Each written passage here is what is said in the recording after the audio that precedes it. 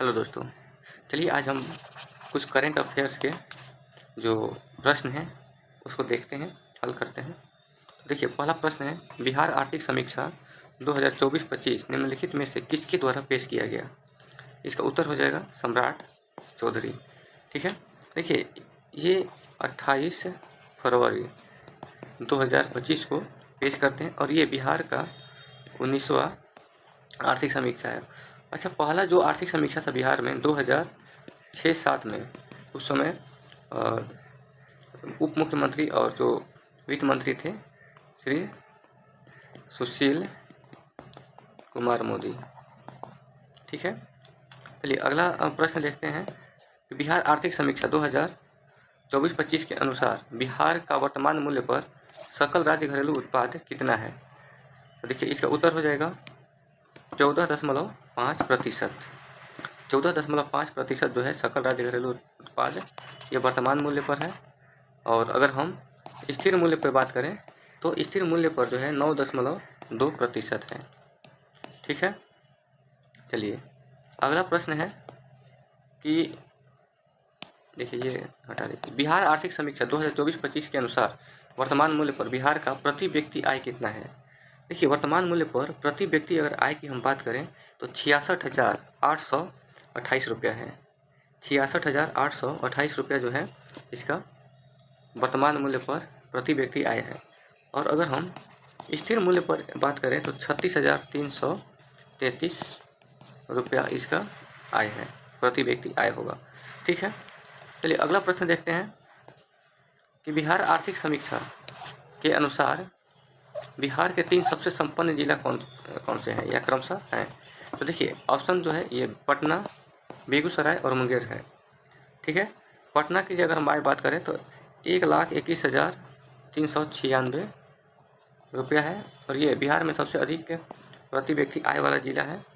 और अगर वहीं हम सबसे कम आय वाले अगर जिलों की हम बात कर लेते हैं तो शिवहर जो है सबसे कम इसका आय है, प्रति व्यक्ति आय 19,556 रुपया।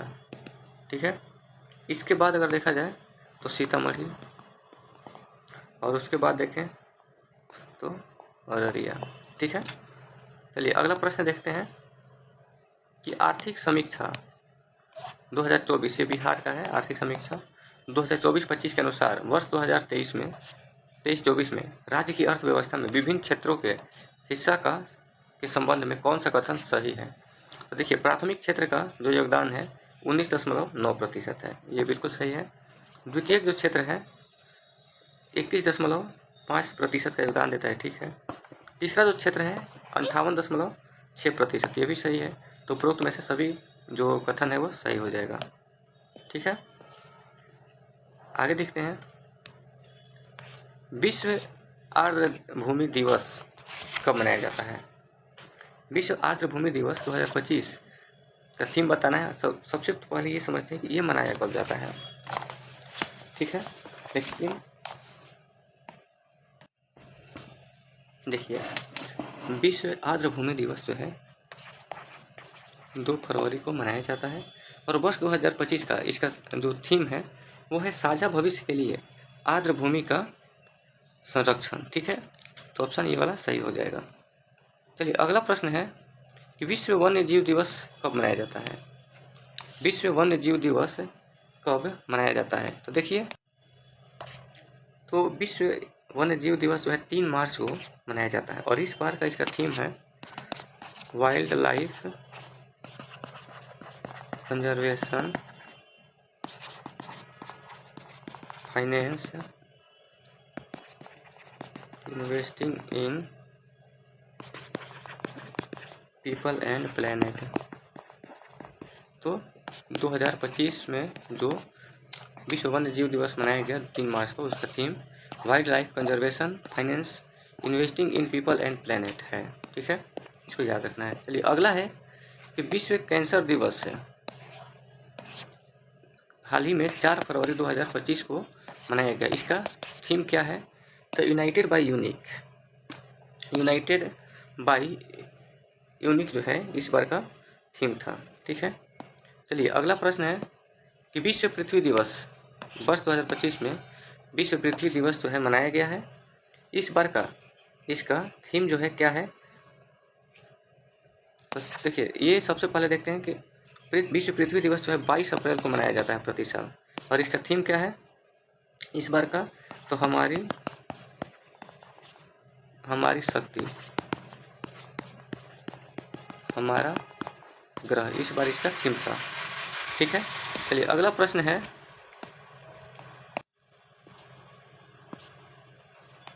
चलिए विश्व क्षय दिवस कब मनाया जाता है। तो विश्व क्षय दिवस जो है देखिए 24 मार्च को मनाया जाता है, और इसका थीम इस बार का क्या है, यस वी कैन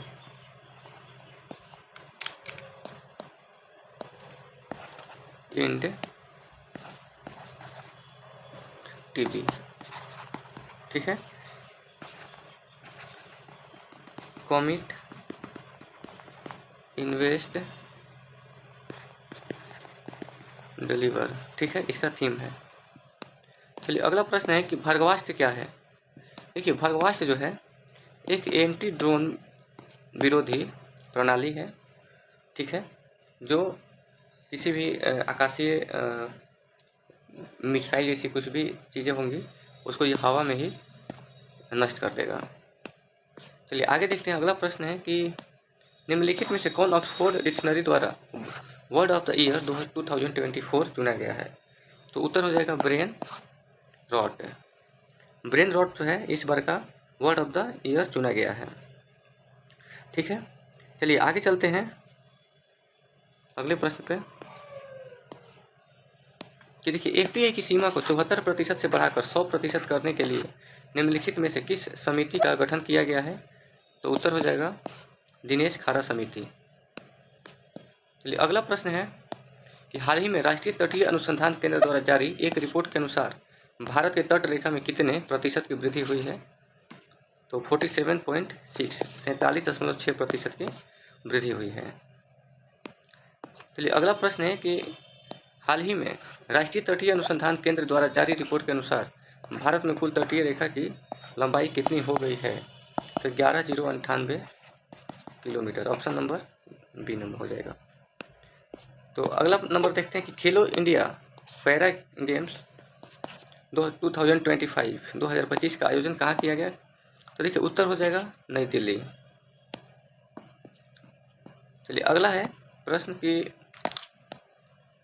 हाल ही में देश की पहली नदी डॉल्फिन गणना रिपोर्ट जारी किया गया है। रिपोर्ट के अनुसार देश में कुल कितने डॉल्फिन की संख्या है। देखिए 6,327। ठीक है, जिसमें देखा जाए तो 6,324 जो है गंगा में या उसकी सहायक नदियों में, और 3 जो है सिंधु में। ठीक है, चलिए आगे देखते हैं कि किस राज्य के अरलम वन्य जीव अभ्यारण्य को भारत का पहला तितली अभ्यारण्य घोषित किया गया है। तो ये केरल में स्थित है। अरलम वन्य जीव अभ्यारण्य जो है कहाँ स्थित है, तो ये केरल में स्थित है, और इसको पहला तितली अभ्यारण्य के रूप में घोषित किया गया है। चलिए अगला प्रश्न है कि एशिया के पहले वर्टिकल लिफ्ट रेलवे पुल जिसका उद्घाटन प्रधानमंत्री श्री नरेंद्र मोदी जी के द्वारा किया गया, इसकी लंबाई कितनी है। तो देखिए 2.08 किलोमीटर इसकी लंबाई है। अगला है कि प्रकृति 2025 सम्मेलन का आयोजन कहाँ किया गया। तो आयोजन इसका नई दिल्ली में किया गया। तो ये अंतिम प्रश्न था, और चलिए इसको याद रखना है, सभी प्रश्न बहुत इंपॉर्टेंट है, और वीडियो को लाइक भी करें, शेयर भी करें और सब्सक्राइब भी करें। बहुत बहुत धन्यवाद।